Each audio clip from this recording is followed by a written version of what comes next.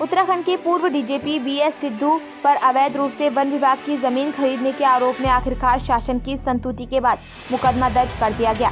मंगलवार को थाना राजपुर में पूर्व डीजीपी समेत कुल 8 लोगों पर मुकदमा दर्ज किया गया।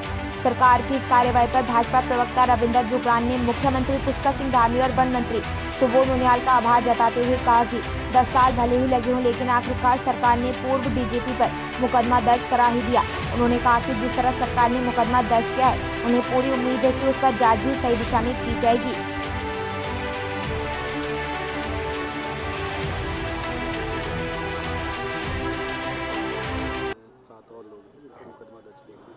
तो किस तरह से लड़ाई शुरू हुई और कहाँ किस अंजाम तक पहुँचते तो इतना समय लग गया, क्या कहेंगे? देखिए, रक्षक ही भक्षक बन बैठे थे।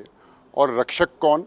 जो प्रदेश के पुलिस प्रमुख हैं, जिन पे कार्यभार लोगों की सुरक्षा, जान माल की रक्षा करने का था और प्रदेश की जनता की सुरक्षा करने का दायित्व, वो ही भक्षक बन बैठे।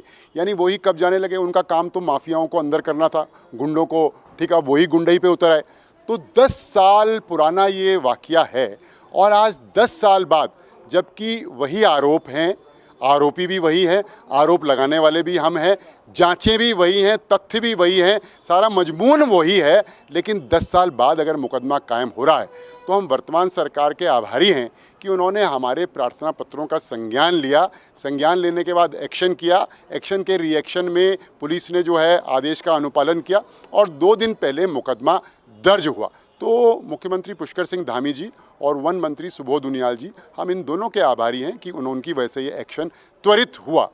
यह मामला लीजिए लगभग 11 वर्ष पुराना है और उस समय जब सिद्धू जी रेलवे सुरक्षा बल में कमिश्नर के रूप में मुंबई में कमिश्नर थे, काम कर रहे थे और उन्होंने उत्तराखंड में अपना योगदान देना शुरू किया, तो रेलवे सुरक्षा बल वालों ने ही उनके विरुद्ध सीबीआई को ये पत्र लिखा कि आय से अधिक 145 गुना अधिक संपत्ति का मामला इन पे बनता है और इन पे मुकदमा चलाया जाए।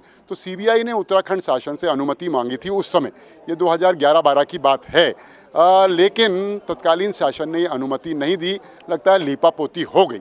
उसी समय इन्होंने मसूरी जाते हुए जो राजपुर स्थान है, वहाँ रिजर्व फॉरेस्ट है, वीरगिरी स्थान है, वहाँ 9 बीघा रिजर्व फॉरेस्ट आरक्षित वन क्षेत्र की ज़मीन को कब्जाया, उसमें 25 साल के पेड़ काटे और आरोप दूसरों पे मढ़ दिया, वन विभाग पे मढ़ दिया।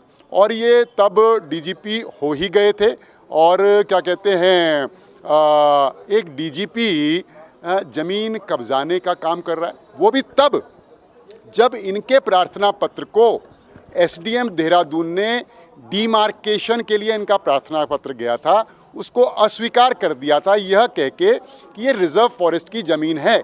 उसके बावजूद भी इन्होंने रजिस्ट्री कराई, इन्होंने म्यूटेशन कराया और इन्होंने एक व्यक्ति जिसकी वो लैंड कभी हुआ करती थी फॉरेस्ट के नोटिफिकेशन से पहले 1983 में, जिसका स्वर्गवास हो गया, नथुराम, उसका तो स्वर्गवास मालिक का 1983 में हो गया और ये 2012 में नथुराम को खड़ा कर रहे हैं और जिंदा बता रहे हैं, एक फर्जी नथुराम खड़ा करके।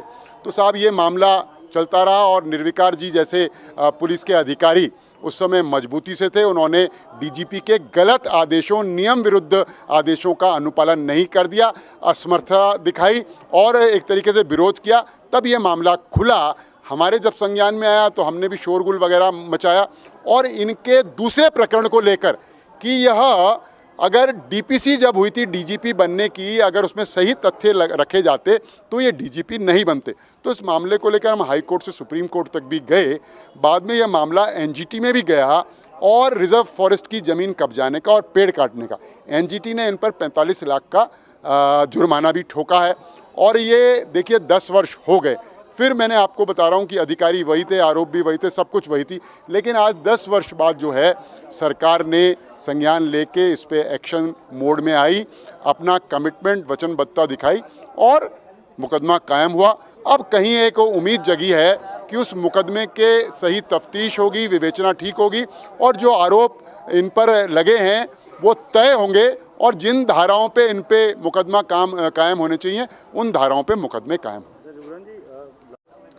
देखिए, वैसे तो दबाव जिनसे उन्होंने कहा होगा कि रवीन जुगरान से बात कर लीजिए, जिनसे भी कहा होगा, वो पॉलिटिकल हों, ब्यूरोक्रेटिक हों, पुलिस वाले हों, किसी को, सबको मेरा स्वभाव, नेचर, मेरा कमिटमेंट मालूम था, तो मुझको कोई अप्रोच नहीं किया। लेकिन उनके जो खास एक दो बहुत लंबे समय तक उनके साथ रहे होंगे पुलिस के एक दो लोग जो 24 घंटे, उनमें से एक दो लोगों ने शराब पीकर कहीं सड़क चलते चौराहों पर निवेदन जरूर किया था मुझसे कि यार जो आप सिद्धू जी के पीछे क्यों पड़े, इतना ही हुआ। लेकिन यह बात मैं इसलिए कह रहा हूँ, जान माल का खतरा, कि उनका ट्रैक रिकॉर्ड यह बताता है कि वो दबंगई करते हैं, पद का दुरुपयोग करते हैं, और पद का दुरुपयोग के ही कारण फॉरेस्ट के इतने ऑफिसर्स के विरुद्ध जो है केस लगा, एक ठेकेदार को जेल हुई, उस पर मुकदमा लगा, निर्विकार जी परेशान हुए, और दर्जनों ऐसे अधिकारी हैं और दरोगा होंगे पुलिस के अंदर जो ये हिम्मत नहीं जुटा पाते कि वो अपने उच्च अधिकारी के विरुद्ध ये बात कहें।